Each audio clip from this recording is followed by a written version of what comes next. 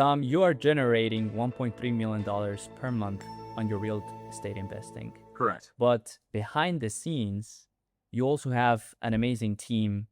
You coach them and lead them so that you can offshore yourself and delegate it. So can you share a little bit of how that process has grown since you started in business? Yeah. I mean, I've always had the same philosophy when I was kind of building out my team for property management because I'm in 4 different states. I have almost 820 properties. So getting the right team members and making sure they understand what's going on is super important. I always just chose people that were completely new to the business, inexperienced. It's just so much easier to just train them and teach them on my processes, on my policies, on my software, on, the way I want things run, than to try to get someone that's experienced, that's already kind of, set in their ways.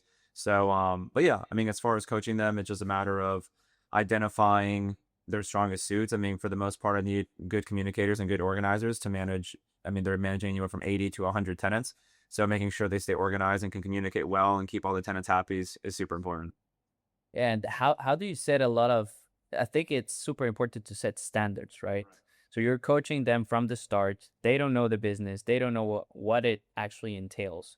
But how can you set a standard right off the bat? I mean, I mostly just have goals that they need to hit, and that's going to be their tenants need to be occupied in a property within a certain amount of time. Make sure that they understand the minimum benchmark on what I accept for a tenant as far as quality, how many inspections need to be done on any given week, month, or quarter. So it's just a matter of just kind of setting the expectations on the numbers that I want hit. And then, of course, I incentivize them on that as well, on either bonuses or just incentives on, good performance. But yeah, I mean, that's the easiest way of doing it. So just being like super specific, the incentives and the goals are, Correct. I think, key. When it comes a step back to selecting the people, what's your process into finding people, and how can you select between like any person that applies? I generally hire between 25 to 45-year-old males. I find that most women don't want to go into Section 8 areas. They don't want to drive around there. They don't want to meet with, tenants, especially because a lot of times it's like at night when people get off work and they're at home. And generally, from just a pure top of the funnel, most guys, it's men that apply anyways to be property management. Most of their job is remote, so it's like very attractive because they're able to sign leases remote. They're able to schedule maintenance, but they have to go show the properties in person. They have to go make sure that, certain things are done right in person. So I generally find that guys want to do that a lot more than women. Besides that, I'm looking at just how they interview. I ask them a lot of questions about problem solving, just to get an idea of their temperament, because I mean, it can be very frustrating dealing with these people. They have been on Section 8, a lot of them for years prior. They already know how the system works. And if you don't get somebody with a strong personality, they'll walk right over you. So identifying somebody that's going to be able to stand up for themselves, hold up the policy, and also, further the portfolio is super important. Have you had any challenges when you had to retrain people and show them, how did you develop a system that is like quick and easy and works for you? With property management, it's pretty cut and dry. If they put a tenant in there that I don't like, it's very obvious because I'll be able to see the application and the screening report and just see, the questions that they asked them and the answers that we got back. It's all recorded, it's all tracked. So from there, I can simply say, hey, we're not going to allow this tenant to move in. This is the reason why, find another one. And I mean, from a tenant selection standpoint, that's how we do it. Everything else, I make it so difficult for them to mess up that it's very rare that I have to constantly be reteaching them. I have a list of vendors. If it's a plumbing issue, call this plumber. If it's an electrical issue, call this electrician. So it's not much to really mess up. We also have good software that allows them, that walks them through each step of the process for everything. So I think as long as you systemize every part of the business, retraining is not really that necessary. Then when it comes to the incentives, how do you think about incentives, and do people just care about money, or is there something else beside it? I think recognition just verbally is also super positive. I've even heard that back from employees, and they're like, man, I just like when I know when I'm doing a good job. I think people just like that reaffirmation. But obviously money is king. I overpay all my employees by at least 20% of the market rate. And I do it on purpose because I know that they're all going to go get into consumer debt. So it's a lot easier to hold on to them because I know that if I pay them 75K a year and the next best paying job is 60 or 55K per year, for a property manager in Indiana, the probability of them finding another job at a similar income is pretty low. So I always do that. I always overpay. They stay happy. They get their, BMW 3 Series, a nice apartment, and everyone's happy. In your journey to becoming like right now the leader in your own business, did you had any mentors around this area when it comes to leadership, when it comes to coaching people and training? Not really. I mean, I've had a couple of business partners that I bought properties with that would give me feedback and just kind of, kind of guide me. But for the most part, it was just trial and error. I found out pretty early on what type of property manager works well and which one doesn't for that type of business.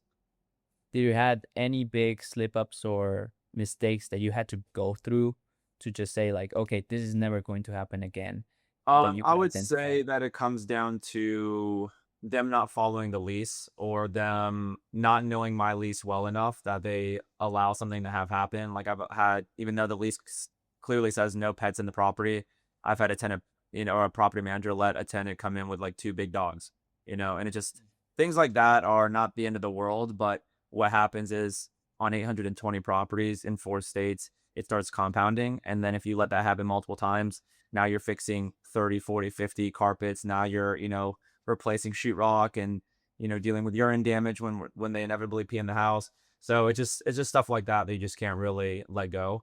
And that point, just a matter of just telling them like, hey, can't do that. This is the lease. Make sure you read it and you understand it. I think something really important is the quality control. So is everyone reporting to you, or do you have another line of defense where it's like people protecting your time? No, it's super simple. I empower all of my property managers. So up to $5,000, they can just make the decision.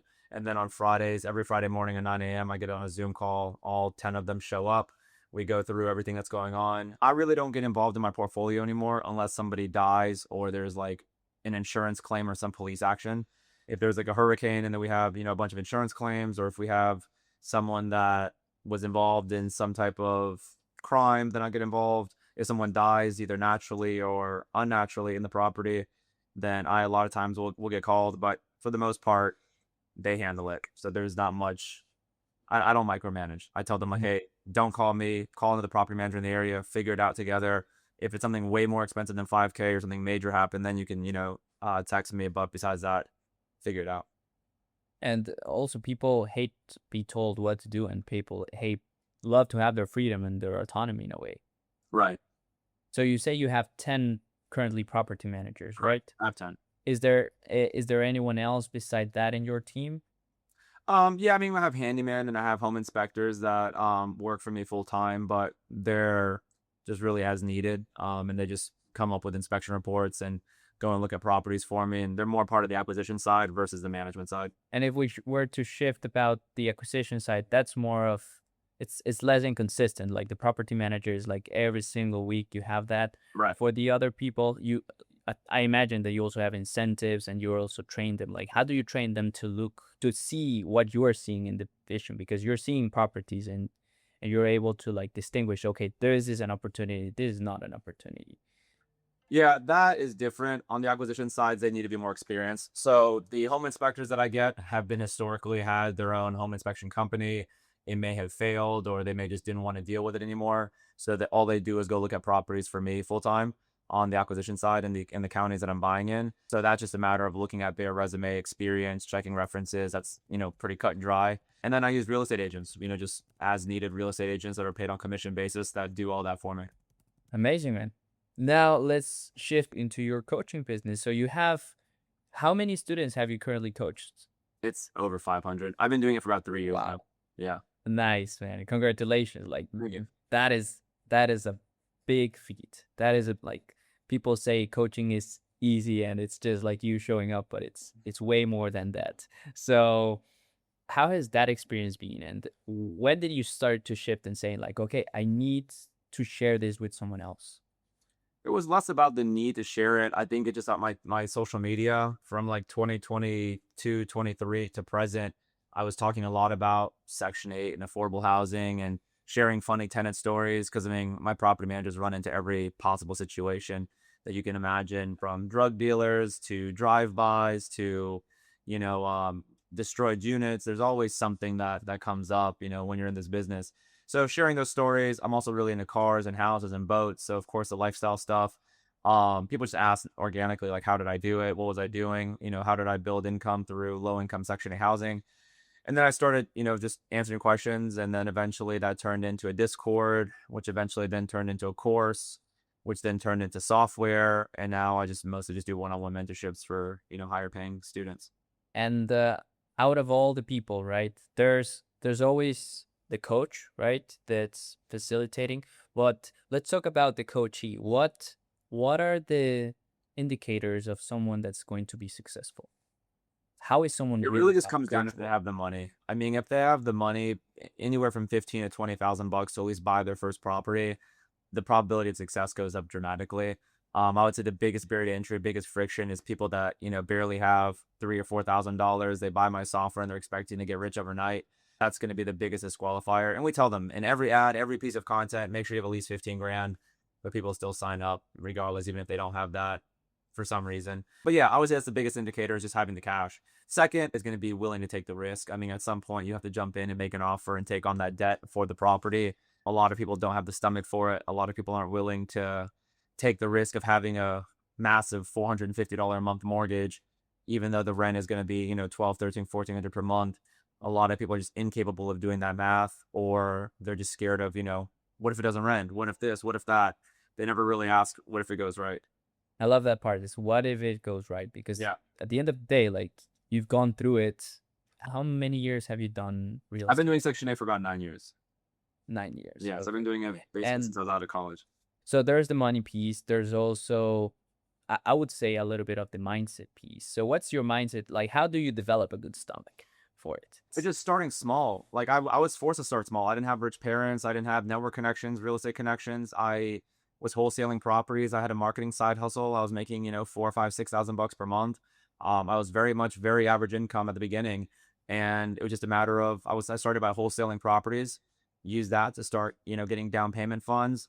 And then I started with first time home buyer loans. I put my 3% down. I started doing seller financing. I was putting 5 or 10% down. Eventually, I got into commercial loans and was putting 20% down. And then I ran out of money. So then I had to start, raising money from partners. Then, COVID hit, interest rates bottomed out. I was able to do a lot of cash out refinances, buying out my partners, and then eventually using the cash flow from that to pay off a lot of my debt. So it was just a progress, just kind of snowballs. And I think the biggest mistake people make when they're getting started with coaching is they're like, I only have enough money for one property. Like, this is not worth it.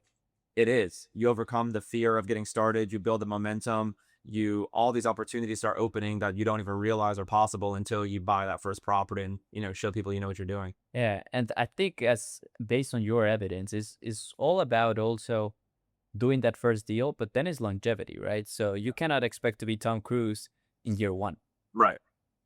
right? It's your 9 years in the game, and I think the most important element, besides not quitting and actually like becoming skilled, is actually time on the mat.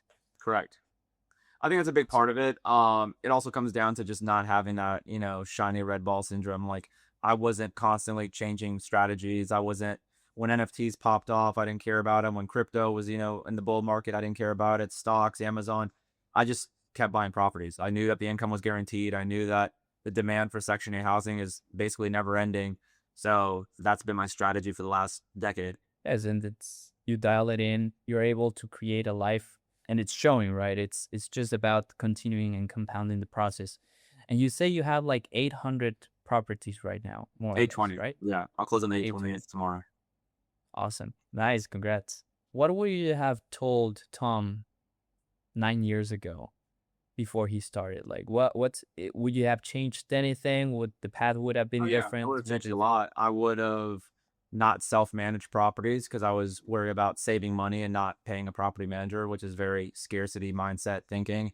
I would have not wasted time with Airbnb and fix and flips and every other real estate strategy out there that wasn't guaranteed income. I would have focused on Section 8 from day one. I would have avoided condos. Condos are just a huge waste of time. I hate dealing with HOAs. I would have bought only in non-HOA neighborhoods, single families, 3 or 4 bedrooms. Yeah, I mean, there's a lot of stuff that I would have changed.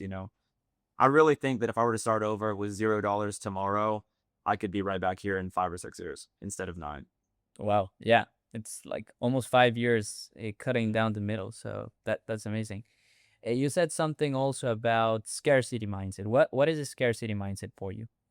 I think it's just when you think really small and you don't really have bigger goals or dreams and you're just always playing defense. You're not, being offensive. You're not investing in yourself. You're not investing in your portfolio. You're too worried to, keep a little bit of, more cash just so you can feel better about it. But had I not managed my first 20 properties by myself and had someone else do it, I could have probably been already at 1,000 doors by now because I did it for so long, almost 2 years, I think, as I self managed. So I was the one that's picking up maintenance calls. I'm the one going and getting leases signed. I'm just doing all this clown work that I should have delegated, for 5 grand a month.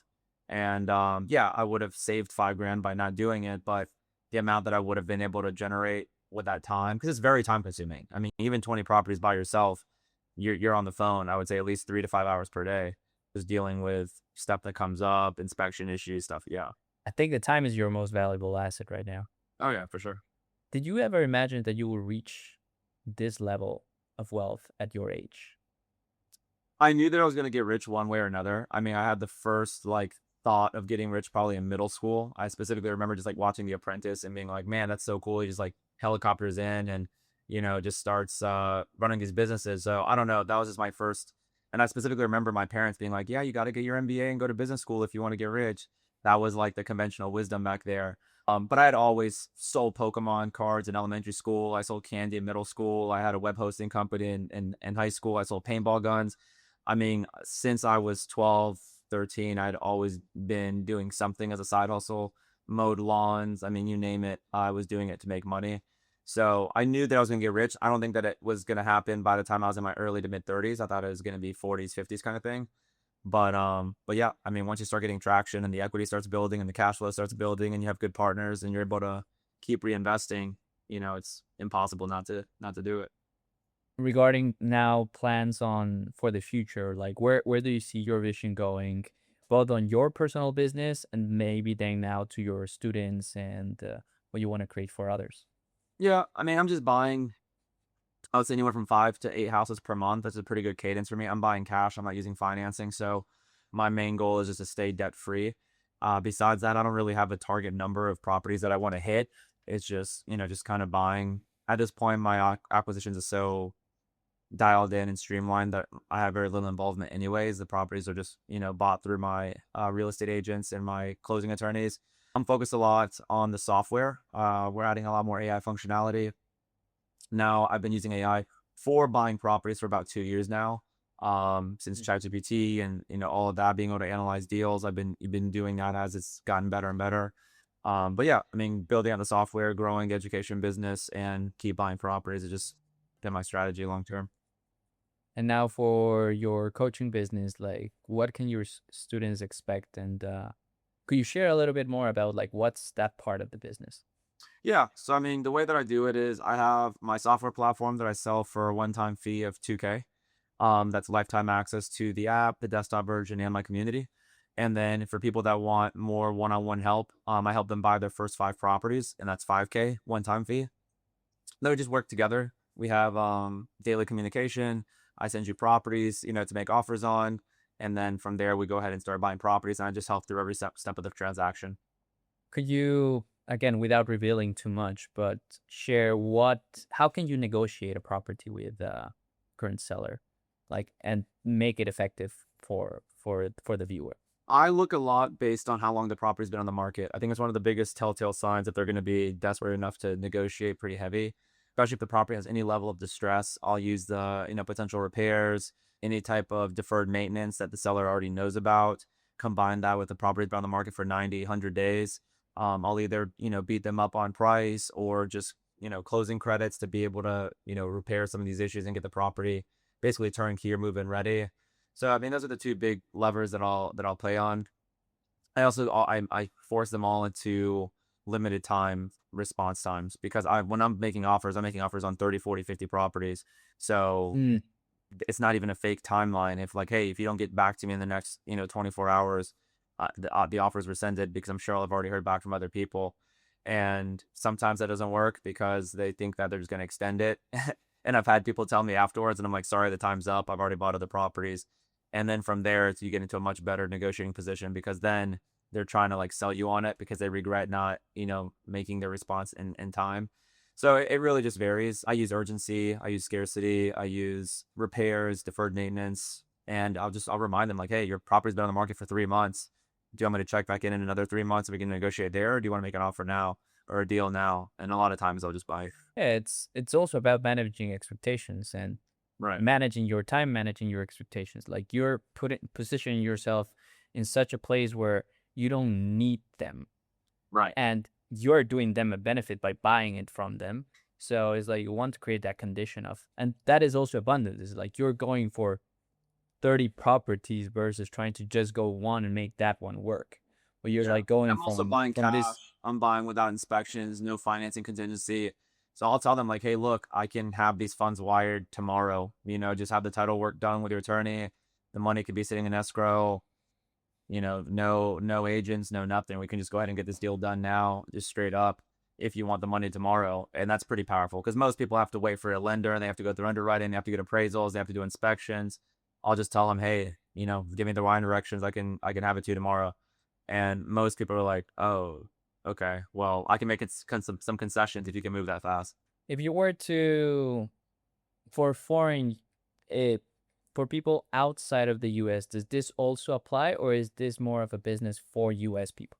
No, I have a lot of foreign nationals. The number one buyers of Section 8 properties outside of the US are the Chinese, then Canada, and then Israel. Those are kind of top three countries that I see buying properties here. There's a couple downsides. You have to put a little bit more money down. Generally, instead of 20%, you may have to put like 25% or 30%. You can also do seller financing. Obviously, that limits the amount of properties that are available to you. But yeah, there's not really that many limitations, to do that. Do you see this business as for the next 40, 50 years? Section 8? Yeah. Yeah, I mean, it's been around for 60 years. Elon and Doge try to cut it significantly during their whole debacle, and of course, nothing happened there. It's just 10 million people depend on it every month. It's nobody wants to lose re-elections, because they got their Section 8 taken away or their SNAP or whatever. So I think it's very deeply rooted in the entitlement programs in the US. I could see it having like changes or limitations, which really wouldn't bother me, or like 2-year caps on it, all these other rumors that were going to happen. It wouldn't really matter. The waiting list for Section 8 is years long if you're a tenant. Even if it did put a 2-year cap on Section 8, okay, cool. We'll use them for 2 years, then we'll switch them out with another tenant, in 25 months. So it's not the end of the world, and I don't see them removing it or cutting it significantly anytime soon.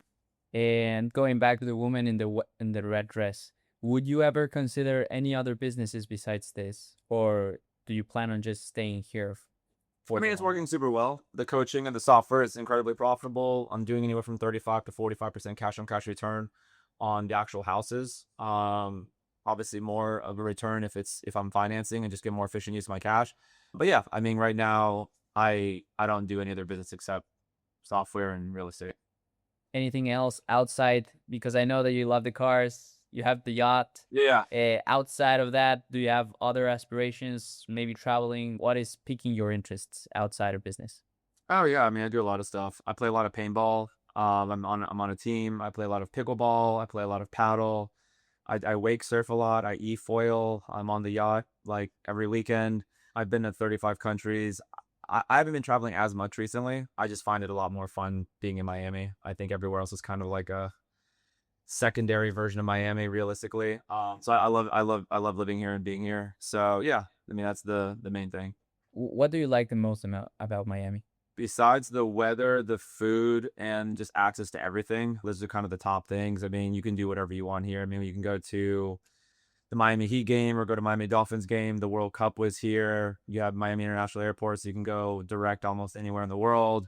Obviously there's a ton of things to do. Stand-up comedy. The other day we went to Top Golf. I mean, it's just you can't be bored in this city. And it's Hmm. always, 80, 90 degrees. The humidity sucks for a couple months out of the year, but it's also just the entrepreneurial spirit here. Everybody's motivated. Everybody is like trying to get after it versus coming from a city like where I grew up in, like Raleigh or Charlotte. Everyone's just kind of consigned to their 9 to 5, going home, drinking beer, watching Netflix. Like, you don't have that here, man. I mean, it's just, there's always masterminds going on here. There's always, people trying to get better, which is awesome. So going back to that part, right? How important is the circle around you? Regard benefiting or damaging your success? I would say when I was getting started, and even just on the scaling phase, the networking in the circle is like really important. Now, no non-douchey way of saying this, I really just don't need anybody. I don't need any partners. I don't need any networking. So I would say it's a lot less important for me just because I'm already kind of at the established part of my business. So it's not really a priority. I think it can be damaging. I mean, I think Miami has chewed up and spit out so many people. You see influencers all the time, just getting here, getting a 1 year lease, getting a Huracan and getting the, steel AP and then balling out. And then a year later, hey, Miami's a fake scammy town. I'm moving back to Dallas. It's like, all right, dude, it's like, good luck with that. So I think that if you don't know how to play Miami, I think if you don't know how to moderate, the partying and all the vices that Miami has to offer, then yeah, it could definitely set you back.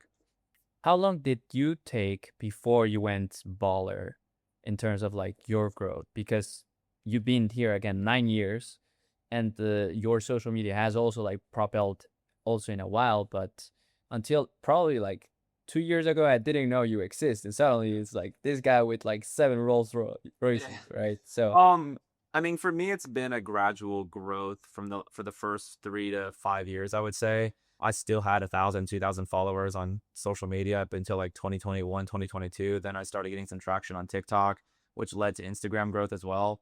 The cars have always been a thing. I've always loved cars. So as I've made a little bit more income, I always got a nicer and nicer car. I started with a Acura MDX, old shitty SUV. And then from there, went to Nissan 350Z, Honda S2000, and then I got into BMWs, then eventually I forgot like Audis and then Porsches, and then I just kind of went from there. But I would say if I were to do it over again, I would have delayed gratification a lot more, focus a lot more on mm, investing and a lot less on, fake flexing. Because I mean, for sure, like there was cars that I had no business buying that I could barely afford, the financing on early on, but I was like, I can do it. I'm making 30 grand a month. I can afford a $5,000 a month payment when in reality, I should have just been buying more properties. okay, so you say even you would said you would have gotten faster if you delayed the Oh, gratification. for sure. Yeah, yeah. I mean, I think that would have cut at least 2 years off my journey because what a lot of people just don't realize that consumer debt just saddles you down. All it does is prevents you from reinvesting in yourself. And I think people get stuck in this fallacy of like, oh, I've kind of made it. I need to just, I need to get myself this gift or I need to do this so people know that I've made it. But all it does is just delay you from actually making it. How important it is for that to be in the mindset of 20-year-old, because the 20-year-old seeing like you with the Rolls Royce and he's like, I want that, right? But it's 10 years in the making. Yeah, So and I think that, the rewards and stuff are cool. I think that if you're able to comfortably afford it. And people always ask me like, when do I know that I can get my first Lambo or Ferrari? And I would just tell them like, hey, look, the way that I always did it, and I got this from this guy that actually had multiple Lamborghinis in North Carolina. He'd always told me like, hey man, take the monthly payment, make sure you can put at least 20, 25% down so you never end up upside down in the car. Take that 20%, let's put it aside, and then let's say your monthly payment's 5 grand a month. Have an auto draft from your account to another account that's like hidden. And if you don't notice that 5 grand missing at the beginning of every month, then you're probably ready for that car. But if that 5 grand you're planning on it or it puts you in overdraft or you're like stressing about it, then don't even bother. So I always did that. And I did that. I did that for this yacht. I mean, this yacht was, 60 grand a month in maintenance and crew and insurance and taxes. And I think at the time when I got this yacht, I was probably making 850,000 bucks per month. So that represented, 7 or 8% of my monthly income. So I was like, all right, well, let me just see how that feels. And then of course I didn't really notice it. So I bought it. And then I eventually paid it off. But it's just a good like barometer if you're going to finance it. And I think financing's still great. I've paid off all my cars just because the cash flow is so high. It just didn't make sense not to. But all growing up, all scaling my portfolio, I always finance cars. There's no point in, putting 600K into a 812 and just be losing money. Well, now 812s are appreciating, so it's a bad example, but you know what I mean? Like if you put money into a Phantom where it's going to lose 150, 200 grand, that money could have gone into buying more property. So you could have bought the Phantom cash. So things like that. got it. Makes sense. If you were to, again, a logical world where Section 8 doesn't exist, what will be other businesses? Because probably not everyone can do Section 8 housing, Yeah. right? Software. software. Yeah, I don't think it's a better business than software combined with education. I think that there's always going to be a need for a tangible product that makes people's lives easier. I think now with like all the vibe coding and shit and all the things that you can do, to be able to build it yourself. Because like when I was doing this early on, even, back in 2020 COVID, AI wasn't a thing. Like you couldn't just go on Lovable and pump out a website in, 2 hours. Like you had to sit there and like learn HTML or go on Upwork and find some Ukrainian, at $20 an hour to put the shit together for you. So it's definitely shifted. I think if you have a good idea and a good execution and you already have distribution through marketing or you have a, good personal brand, anybody can go pump out really good software and at least have a testable version that, you can use to raise money or gain interest. Do you think the US is still the land of opportunity? Of course. Yeah, hands down. I would say that because I mean, even just looking at Section 8 and the entitlement programs, I think looking at all the funding, all the, venture funding, all that happens in the US. I think some of the best talent here from the development side is here. Obviously the cost is more expensive, but you get what you pay for. I mean, when I'm, doing a lot of my development now, it's all US based. I don't want to have to deal with time zones. I don't want to deal with language barriers. I don't want to have to deal with people that can't think outside the box, which a lot of times when I've hired, those types of people on Upwork or on even on Indeed out of the US, it's just or on LinkedIn, they do exactly what you tell you in the scope. They don't, have any other, ideas or not to say that offshore labor is bad. It's just there's a lot more effort that's required to get what you want. And I think hiring in the US just works a lot better. Because there's also the culture thing, right? Yeah. There's the ingrained culture inside the US that's always like if you were born in the US will have a greater advantage. Me as someone that's from outside the US, like I've had a lot of trouble trying to really understand all the nuances and I'm still learning even after working 3, 4, 5 years with US people. So yeah, there's definitely an advantage from people when it's from the US. Sure. Now, when it comes to, again, like how can people start your program? You said people you recommend like 15K for the investment property, then 2K to the software, and maybe 5K so you're mentoring them. So what would be the path for them if they wanted to start? They're watching this interview. Yeah, I think just go to tomcruz.com, TOMCRUZ.com. I have a lot of frequently asked questions there. I have case studies there. You can sign up for the trial there for the software and also for the free workshop. So there it'll give you a good idea if Section 8's a good strategy for you. And then if it is and you're cool with the risk tolerance for it, then I think it's worth, at least checking out my hour-long free training, which will be Wednesday night at 8 p.m. Eastern. And then I explain step by step how it works there. Amazing. Awesome. Anything else you'd like to share around your journey? Not really. I think we kind of hit everything as far as management and coaching and financing and offers. And I think that covers everything. Awesome, man. Well, Tom, it's been a effective conversation, powerful conversation. Thank you so much. Hope many more people take advantage of this program. And eventually I will save up to test out the Section 8 as well. All right. All right, man. Thank you. Talk to you soon. See you later.